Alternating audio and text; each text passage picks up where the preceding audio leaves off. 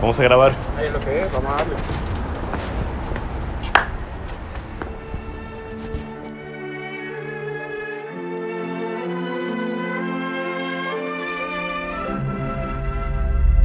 Una película es recordada por su historia, por la belleza de sus imágenes, por su música y sobre todo por las emociones que genera en nosotros. Hoy seguimos hablando sobre las mejores películas de la historia y ahora entramos en la recta final con dos películas que en su momento fueron consideradas como las mejores de todos los tiempos.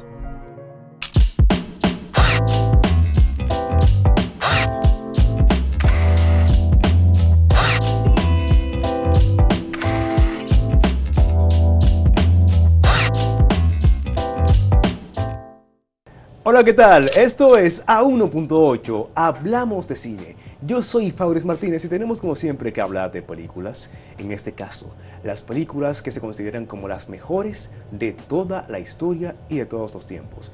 Y como ese es el tema, ya me imagino que saben de quién se trata el invitado de hoy. Y por si acaso no se acuerdan de quién es una persona que diría yo más que un crítico, es un filósofo del séptimo arte. Y sus opiniones y comentarios nos ayudan a entender, a profundizar, simplemente nos ayuda a ser mejores. Tenemos con nosotros a Ángel Peña. Muchas gracias, Fabri, como siempre. A mí me ha pasado que la mayoría de los viernes y los sábados yo no me acuerdo qué pasó, entonces yo puedo entender por qué alguien no se acordaría de mí. Entonces, pero sí, claro. Pero sí, eso es cosa que pasa, pero muchas gracias por recibirme otra vez.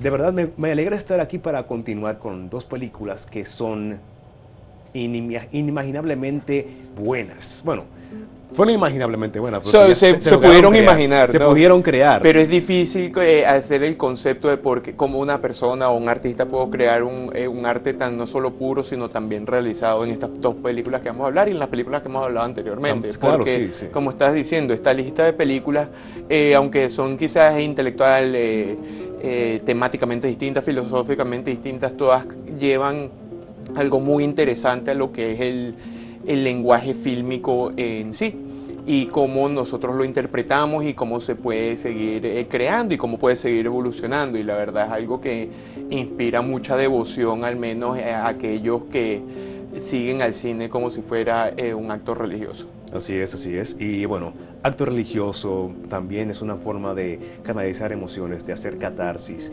y las películas son un medio que para mí no tiene comparación con ningún otro. Quizás como el teatro, y ni siquiera llega a ser capaz de transmitir lo mismo que transmite el cine. Y para hablar ahora mismo de una película, de un director japonés que es legendario, que ha creado una marca que ha permanecido e influenciado a todo el cine asiático desde entonces, desde que comenzó con su creación artística. Y es una película que está en el puesto número 4, llamada Tokyo Monogatari, Cuentos de Tokio, del director Yasujiro Ozu. いやね、世の中って。そう、嫌なことばっかり。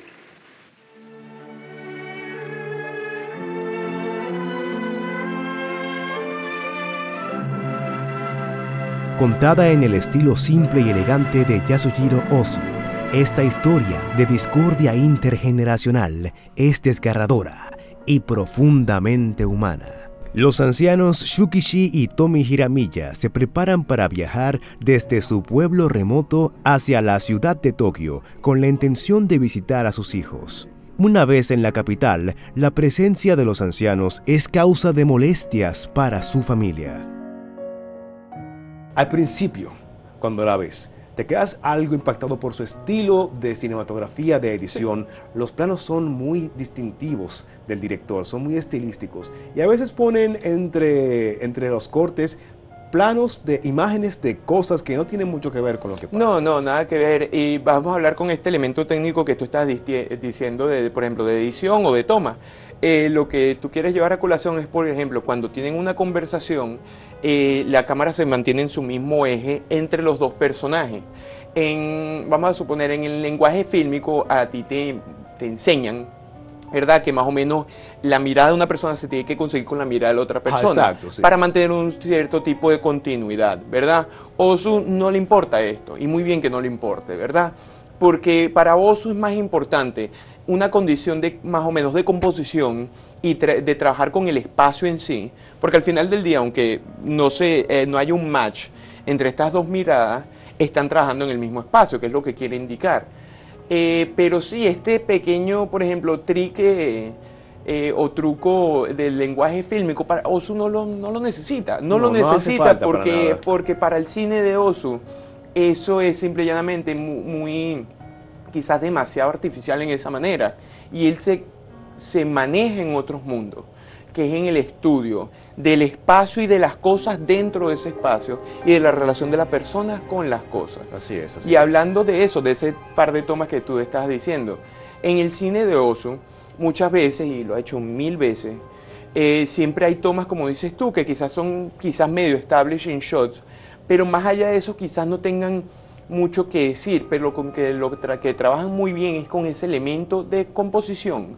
Y eso viene más o menos de un elemento extremadamente japonés, que en parte de la poesía japonesa tenían líneas que se llamaban líneas de almohadas, ¿verdad? Sí, que eran claro, líneas claro. que eran relativamente, por ejemplo, bonitas, pero no necesariamente contribuían en la totalidad del poema en sí.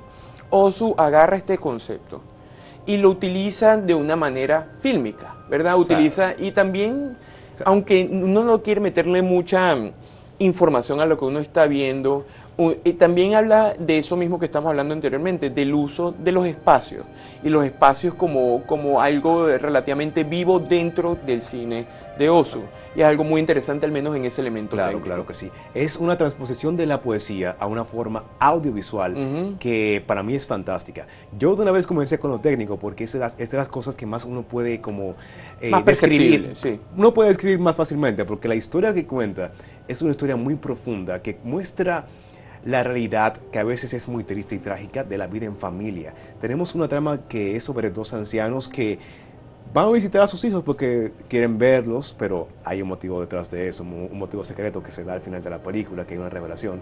Y vemos cómo los hijos se relacionan con sus padres que ya están viejos, vemos que los hijos tienen ya sus propias vidas, su propia familia que tienen que vigilar y velar por ellos. Y se da una relación de, vamos a decirle, de violencia. Recordemos que en el programa que hicimos sobre Fassbender, vemos que el director trabajaba mucho con la violencia, que no era tanto física, sino como social. Emocional también, etcétera. Psicológica. Y hay un tipo de violencia que uno puede percibir de parte de la familia contra sus propios padres, que es algo que es difícil de aceptar, pero que pasa en la vida real. No, y que eso todavía permanece. Y eso es lo muy interesante. O sea, es una historia como todas las historias, claro, de alguna manera u otra. Los hijos se van de la casa, las relaciones familiares se comienzan a desintegrar, y las relaciones de amores familiares comienzan también a desintegrarse. Esto pasa todo el tiempo en todas las familias del mundo. Y sin embargo, el poder de Ozu viene en el humanismo que él tiene, ¿verdad? Y la capacidad casi zen de él ver estos personajes y la emocionalidad más de los personajes en sí, porque no expresan mucho, es de la acción que es lo que ocurre. Sí. Ozu, que ya falleció hace muchos años, en el cementerio donde él se encuentra, en la piedra donde él está enterrado, está el kanji mu, que significa el vacío o la nada. Y es mucho en este zen donde Ozu se desenvuelve, en esta habilidad más o menos casi trascendental de poder mostrar lo cotidiano. Claro, y trasciende de verdad, porque esta película es del año 1953, es japonesa, está en blanco y negro. Y si usted la ve hoy en República Dominicana, que hablamos español, ni siquiera japonés, a pesar de la diferencia de cultura, de tiempo, de idioma, el mensaje es el mismo. Fácilmente pudo haber pasado con una familia dominicana igualito. Es un mensaje que sí trasciende cualquier frontera que tengamos. Donald Ritchie, que era un historiador de cine que radicó en Japón por mucho tiempo, desde los 40, él habla sobre Ozu y él dice, los japoneses piensan que Ozu es el director más japonés que existe.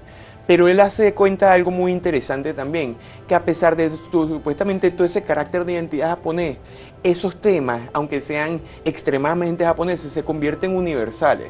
Porque eso al final del día lo que son, es relaciones de la cotidianidad a través del uso de imágenes.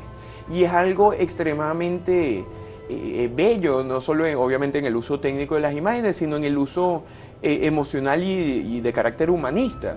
Es muy interesante que en un país que en las pocas décadas pasadas había sido uno de los países más militaristas en su momento, y donde inmediatamente sufrieron una de las más grandes tragedias humanas con los ataques de las bombas atómicas. Devastación total provocaron esas bombas. En Hiroshima y Nagasaki, ¿verdad? Lo que crea el cine japonés es el cine más humano y más humanista que se entiende. Y la verdad que Ozu es un poeta sin igual en tratar de mostrar la elocuencia y la belleza del mundo del ordinario. Porque no hay, sí, hay obviamente siempre como todo, hay conflicto, hay contraste, pero nunca a un nivel radical. Y sin embargo, es en estos pequeños momentos de relaciones humanas que nosotros comenzamos a ver, una palabra que había dicho anteriormente, lo trascendental en lo humano.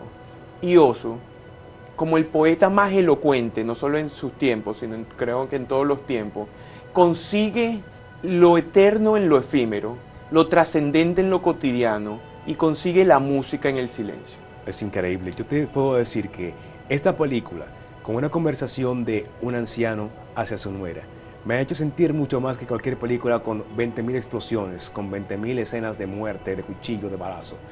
Algo tan simple como una conversación es trascendente, es impactante, te genera muchas emociones. Sí. Yo voy a ser honesto, me sacó un par de emociones fuertes, un par de lagrimitas, porque es algo que tengo que admitir, porque la película te lleva a eso.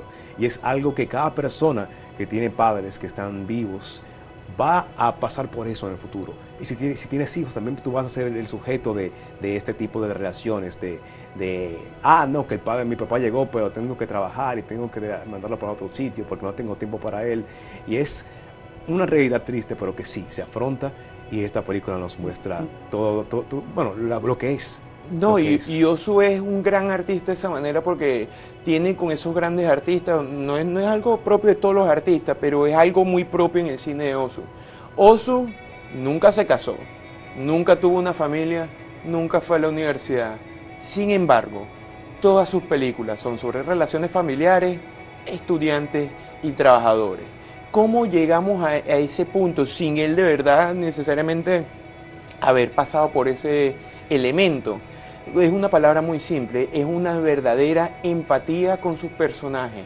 Y algo muy interesante en el cine de Ozu, aunque los personajes no quieran expresar radicalmente estas emociones, las emociones se desenvuelven a través del uso de imágenes que crea Ozu, y el uso del lenguaje y el uso de diálogo.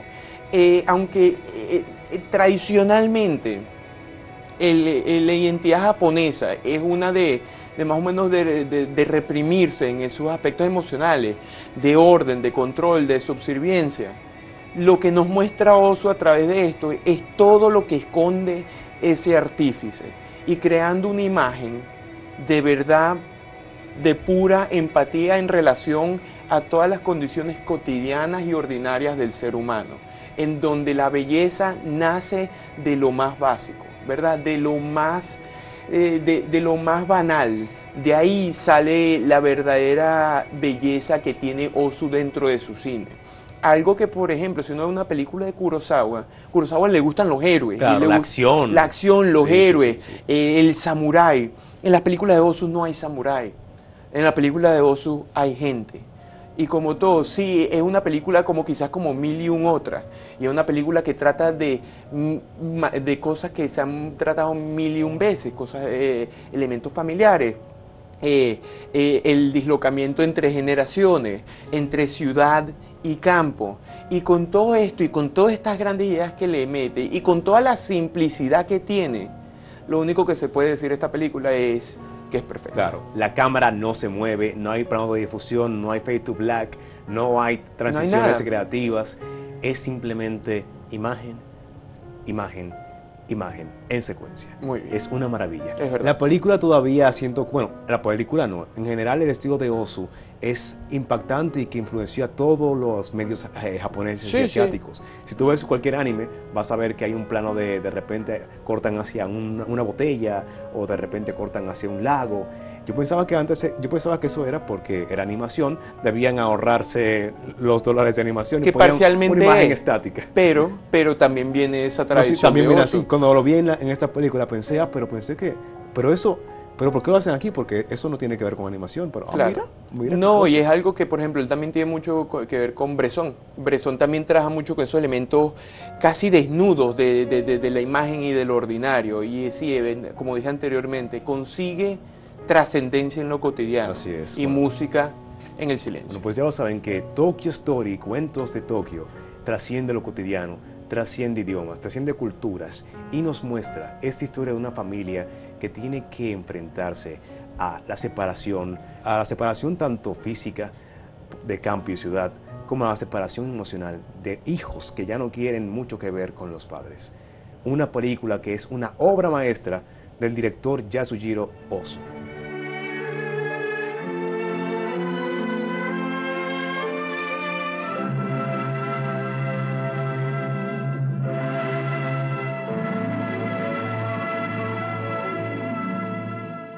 Así que Ángel, tenemos que hablar más de la siguiente película que viene por ahí, que se puede hablar mucho de esta Sí, película 3 también. días. Y veremos, sí, 3 días. Y veremos más sobre esta tras la pausa. Aquí en A1.8 hablamos de cine.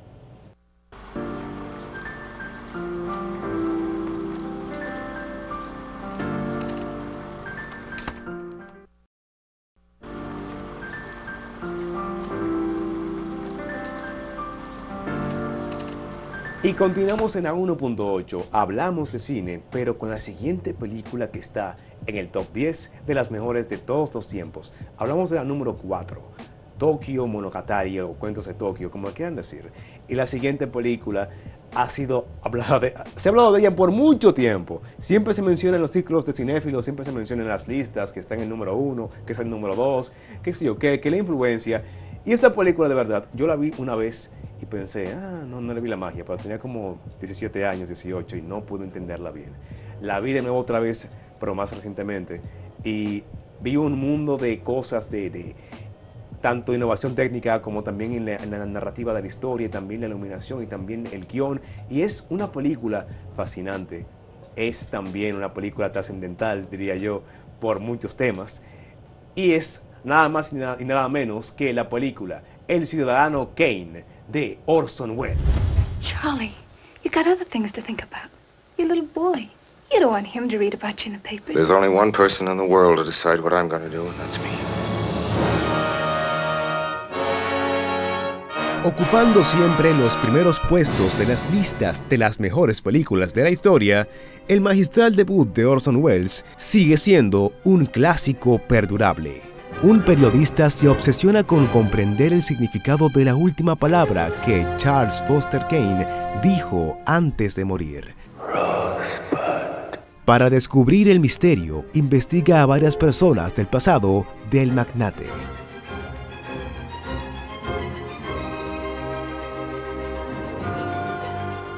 El Ciudadano Kane, que Citizen Kane, que es la mejor película, se ha hablado mucho, se han hecho ensayos, libros sobre todo, pero la película al final trasciende porque es un tema que siempre permanece en la historia, la gente rica haciendo un montón de cosas que se sale con la suya. Y eso es donde Orson Welles lo trabaja muy bien. Orson Welles viene obviamente, él venía del teatro, ¿verdad? Del Federal Project Theater en Nueva York. Y sus obras favoritas siempre fue Shakespeare, de verdad. Todas las obras favoritas, él se llevó a la fama con una adaptación que él hizo de Macbeth, que lo llamaron el Voodoo Macbeth, porque supuestamente estaba adaptada en Haití o algo así. Pero estos grandes personajes son los que llaman la atención de Orson Welles. Personajes como si fueran Medici o Borgia, y en este caso, Charles Foster Kane. Pero lo importante es que la película es su primera película en largometraje que él logra grabar. Me molesta. Y es una de las mejores de toda la historia. Por mucho tiempo estuvo en el puesto número 1 de esta misma lista. Y es increíble cómo con su primer intento logra semejante hazaña. Es increíble, pero es Orson Welles. No solo con su primer intento a los 25 años. ¿me entiendes? Rayos. Tiene que... es un acto de humildad lo que hace uno, ¿verdad? Porque es que uno dice, ¿cómo puede ser esto? Bueno, Pero cada quien tiene su tiempo. cada quien tiene su tiempo. Hay un artista japonés de como la Edad Media llamado Hokusai, Ujú. que él dijo, todo lo que yo he hecho antes de los 75 años es un disparate. Este es el arte de verdad. Y comenzó a hacer... ¡fua! Sí, bueno, pero O sea, Hokusai cada quien dice tiene su eso reloj después de de tener a qué 50 momento años tiene lo haciendo suyo. woodprints, ¿verdad? Ok, está bien, pero Sí, ese no sí, fue su sí. primer woodprint, ¿verdad? No, pero claro. Ese fue la primera película de Orson Welles. Pero sí, Orson Welles, ¿qué es lo que consideran importante de Orson Welles, o al menos Ciudadano Kane en este caso? Antes de Orson Welles, quizás, parte del cine, particularmente americano, aunque sí tenía una voz de autor más o menos notable, siempre se quería mostrar como la cámara invisible, como si algo que no se diera a notar en sí, tú solo estás como parado en una esquina viendo lo que está pasando. Orson Welles trae a notar el acto de la cámara, es decir, trae al director a escena como el principal autor de la imagen que se está creando. Algo que, aunque de una manera u otra también se había hecho en el cine europeo, nunca de una manera tan radical en el cine americano. Y sí, como estamos hablando de qué es la película de Ciudadano Kane, bueno, es la película de la subida y la caída de un gran magnate en el mundo moderno de Orson Welles en la época, que es Sí. Charles Foster Kane. Y es este drama shakespeariano que trata de esos grandes temas de Shakespeare, del orgullo contra la caída, del poder La corrupción, contra la habilidad, claro, de la claro. corrupción inherente dentro de ese poder, que Wells trabaja esos temas más teatrales a través del ojo fílmico. Y él le preguntó a Gordon Willis, que fue el director de fotografía de él decía, pero ¿por qué yo no puedo, porque yo no puedo filmar algo como yo lo veo? Y el director de fotografía le dice que lo más que él aprendió del cine cuando él agarró a alguien que no sabía nada de cine, ¿verdad? Y es a través de esta imagen que uno crea esta contradicción entre lo absoluto y lo inmenso y lo personal, que es la historia de Charles Foster Kane de por qué fallece, ¿verdad? Claro, claro que Entonces sí. es algo extremadamente interesante en sí. Pero, Bastante. El misterio de la palabra Rosebud, que al final, bueno, no voy a hacer spoiler, aunque la película tiene ya sus años, pero el misterio de la palabra Rosebud, de qué significa, de este detective que va buscando, es una historia bien densa, tiene varias formas de narrativa. Primero comenzamos con el detective que busca qué fue lo que quiso decir Charles Foster Kane. Tenemos un montaje tipo documental, luego pasamos a un montaje tipo biográfico y con estilo de comedia casi con el tema de periódico, luego pasamos con un drama más fuerte, más estilo Shakespeare con la parte de que él tiene una novia que quiere ponerla como cantante de ópera y tiene muchas, vamos a decir, narrativas que confluyen en esta obra, que son muy estilísticas. Diría que si por ejemplo In the Mood for Love es violencia, pero como entre la familia, entre este tipo de alienación familiar, yo diría que Ciudadano Kane es como el dinero en sí conlleva a la violencia. Por más bueno que uno sea, siempre, aunque tú comiences como un niño bueno, terminas convirtiéndote en alguien bueno, es que diferente. él en la película lo corrompido. dice, o sea, el personaje de Charles Foster Kane, él dice, yo quizás hubiera sido una buena persona si no hubiera tenido dinero, Sí. ¿verdad? Pero algo que trae a colación que es muy interesante también es la estructura La estructura, sí, claro. de la película, porque no es lineal para nada, y películas, o sea, le estás pidiendo mucho a la audiencia de esa manera, ¿verdad? Porque uno entiende una película como una narrativa lineal. Nace aquí, pasa esto y pasa esto, ¿verdad? Aquí estamos, es caleidoscópico en ver cómo crear al menos una imagen parcial de la vida de un hombre, ¿verdad? De un hombre poderoso, porque esta película supuestamente el personaje fue basado en William Randolph Hearst, que Sí, era un sí. gran magnate de las publicaciones en Estados Unidos. Y algo también que se tiene que traer a colación, que es la actuación de Orson Welles, que es algo, Claro. es un hombre de 25 años que al final de la película está actuando como un hombre de 70. Y te convence, Y yo que es lo estoy mejor. convencido, y es algo que Orson Welles, la verdad, Orson Welles nunca pudiera haber actuado como un plomero. Él no tiene, la pantalla no es suficientemente grande para Orson Welles, para él ser un plomero o un doctor, ¿me entiendes? Tiene que ser algo más allá casi del humano. Claro, más grande que la vida misma. Sí, Tiene que ser así. y todos esos elementos técnicos que hemos hablado es algo que le trajo mucha atención a esos, por ejemplo, a lo que serían los autores franceses después de los 50 y de los 60. Claro. Ellos amaban a Orson Welles como si fuera, ellos eran apóstoles del santo que era Orson Welles, rezaban en su iglesia. ¿Por qué? Porque les mostró que el autor y el cine de autor tiene valor. Porque a través de la concepción de imágenes uno puede crear una idea de lo que uno quiere decir. Y de estas grandes ideas casi imposibles de poder atrapar. Y aunque, como estás diciendo antes del cine, algo que quizás la literatura no puede hacer o ni siquiera la música, porque a través de la combinación de todos estos elementos, tanto visuales, sonoros, estéticos, conseguimos al menos parcialmente descubrir la vida de este hombre. Un hombre que pudiera haber sido Charles Foster Kane, o pudiera haber sido uno de los Medici, o pudo haber sido uno de estos gran hombres de imperio. Y cómo dentro de esta condición de imperio y de poder, lo único que uno puede responder es con la caída. Es como esos términos bíblicos de que ha de vender un hombre para perder el cielo, más Claro, o menos, claro. ¿verdad? En la búsqueda continua de este poder, él de una manera pierde su humanidad. Yo te diría que, referente a eso, que si fuera hoy en día que sería esa película, se llamaría Ciudadano Musk. Ciudadano Porque sea Musk. Ciudadano Kanye. Más o Sería menos, algo porque es por de ahí, ese claro. estilo, porque son más grandes que cualquier otra cosa. Así Y es, sin así embargo, lo que nos muestra la película no una celebración de este personaje, sino es la inherente corrupción de ese mismo poder y la caída dentro de este elemento, ¿verdad? ¿Qué hizo este hombre para perder su humanidad? Lo sacrificó todo para ganar el mundo Y se perdió a sí mismo. y se perdió a sí mismo.